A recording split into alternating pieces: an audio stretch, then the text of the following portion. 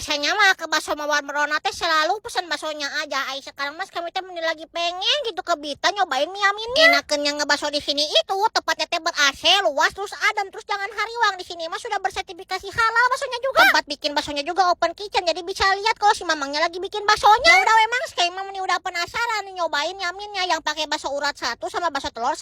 Yang pertama sih kami cobain dulu yamin manis bakso uratnya. Jangan lupa diracik dulu pakai sambal yang banyak biar tambah mantap. Bismillahirrohmanirrohim. Pas dimakan teh wah ternyata yaminnya juga enak loh ya bakso mawar merona teh. Semua bumbunya teh bener-bener pas, manisnya pas, enak pokoknya bener-bener ngena pisan ternyata. Apalagi kalau makannya teh dibarengi sama bakso uratnya. Wah gak usah ditanyain atau bakso mawar merona mah baksonya bener-bener enak pisan karena 100% pakai daging asli. Kuahnya juga selalu aromatik terus ada wangi harum-harumnya gitu. Buat pecinta bakso telur di sini juga ada yamin manis bakso telurnya. Pas dimakan teh ternyata si isiannya teh telur puyuh bordak jadi bener-bener nama bikin gurih. Jejerlias lina cawajok iyo teh mendingan pisan.